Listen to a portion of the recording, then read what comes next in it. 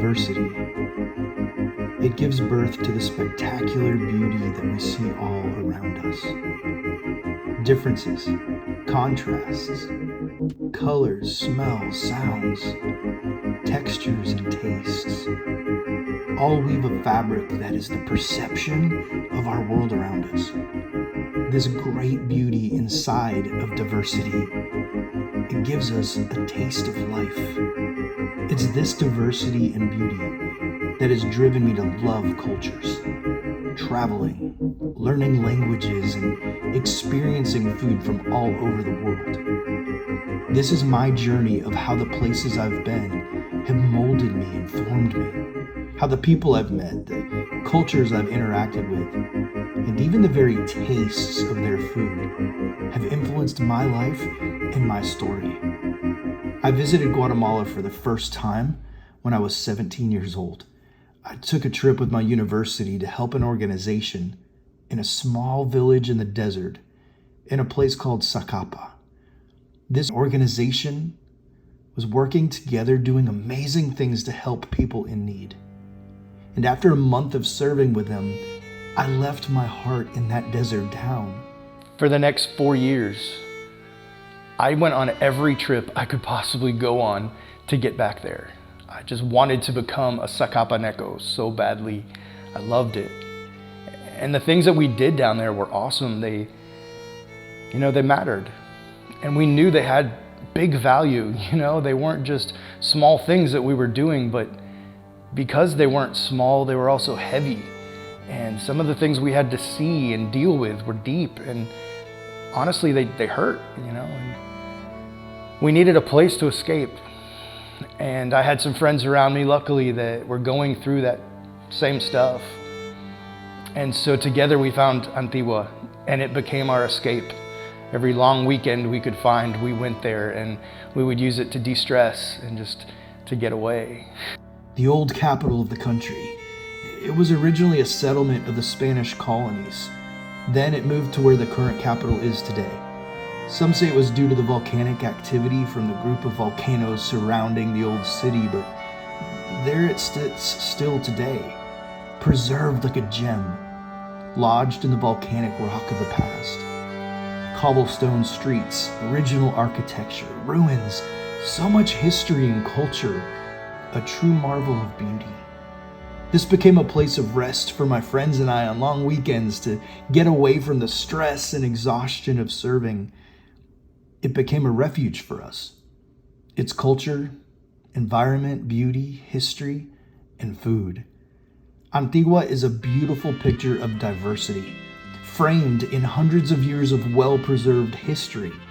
Many foreigners from all over the world have also discovered the splendor and welcoming arms of this small city. They've opened businesses, called it home.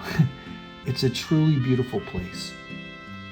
Cuisine in Antigua is as diverse and yet as traditional as its ambiance and its citizens.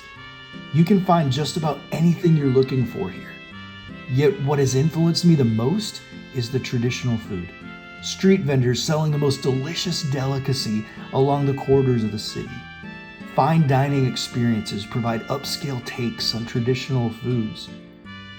The people of Antigua are known for their love of local delicacy.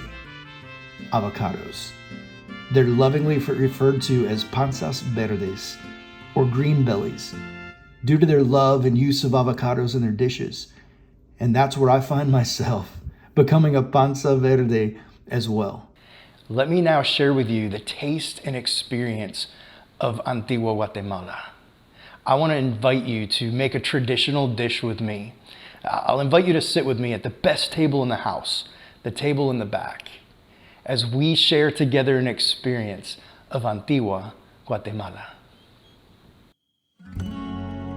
Green belly tostadas are amazing because they give you 3 distinct flavors of Guatemalan cuisine.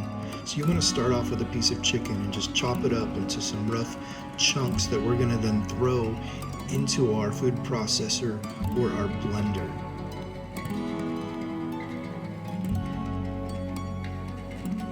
Then we're going to roughly chop some cilantro that we're going to use to flavor the dish.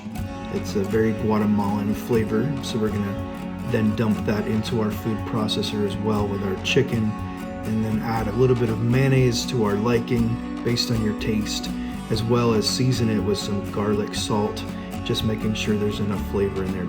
We'll go ahead and close the lid and blend our ingredients together to get our chicken salad.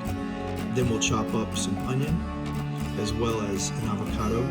We'll take the seed out, peel the skin off of it. If you have a pedestal, you can go ahead and put the avocado into the pedestal to mash it. If you don't, that's okay. You can use a bowl and a fork as well. You want to stir that up and then add in some roughly chopped cilantro, as well as some onion.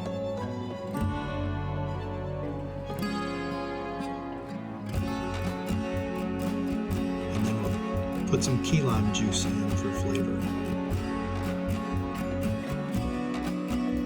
Next, we'll get our beans going by taking a pan, putting it on medium heat, and we're going to put some extra virgin olive oil in the pan with some chopped onion,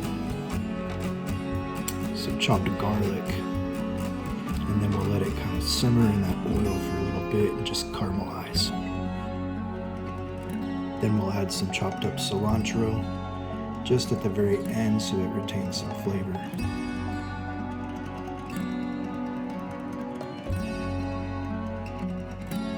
Olive oil is an aromatic, so as it sits in there with all those different flavors, it'll just keep sucking the flavor in. So go ahead and take a whiff of that and smell the beauty of the different flavors mixing together. We're just going to keep this moving until everything's caramelized together nicely. Then we're going to add our black beans. I tend to use the cans of black beans because they're already par-cooked. I'll give these a nice stir, and then we'll let it kind of simmer here on the stove for a few minutes. An important piece to this dish is a couple slices of mango that we can put on there to help clear the palate in between each tostada, since each have a very distinctive flavor. Then we'll put our beans into the food processor or the blender and blend them up so they're still kind of thick but liquidy enough to be able to spread them on the tostadas. And there you go. Guacamole, black beans, and chicken salad are three very distinct flavors of typical Guatemalan cuisine. To plate these, you can get some pre-made tostadas at your local grocer, and then you put a little bit of each on three different tostadas on your plate. We'll add a little bit of cheese. I like to use Pecorino Romano cheese here in the United States, but typically in Guatemala you would use a queso seco, which is like a dry cheese. If you're feeling really adventurous, you can make your own tortillas de maíz, which is a corn tortilla, by getting some maseca and making them yourselves. I'm going to cover these in a future episode, but you can also buy some sometimes from local Hispanic markets, and then we can fry them ourselves.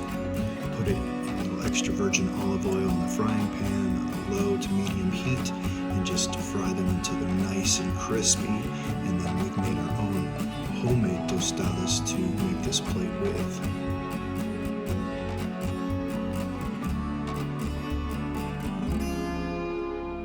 We're going to plate these the same way. We'll take our chicken salad and go ahead and mound it up nicely and neatly right on top of your first tostada. And then we'll take some of our aguacate or avocado mixture and put it over the second tostada for that second flavor.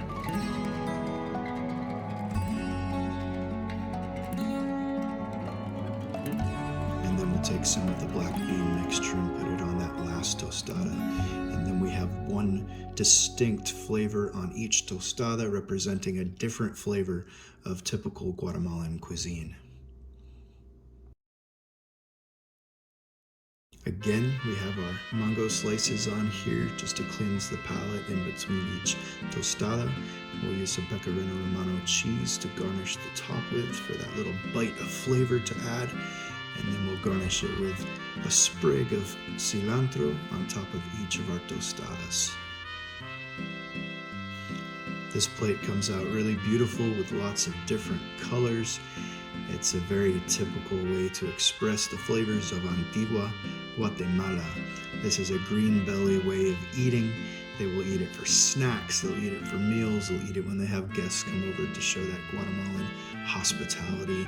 It's a beautiful, typical meal that really represents the heart and soul of Antigua cuisine. I like to start off with the frijoles revueltos. Reminds me of snack time with friends and hanging out. And then I follow it up with that aguacate antigueño. It has that nice citrusy flavor, and it's creamy, and it's a really good next step in the taste profile. And then I follow that with the pasta de pollo. It's a little heartier, and you get that meat in there and that protein, and it's an absolutely delicious way to finish the meal. I remember eating this on the sidelines of many soccer games. You can choose to serve it just like this and have it set out so your guests can take a little bit of each one as they'd like.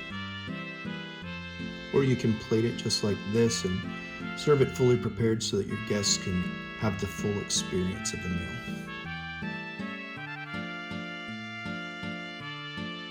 Thank you for letting me share with you the flavors of Antigua. I can't wait to sit with you once again at the table in the back.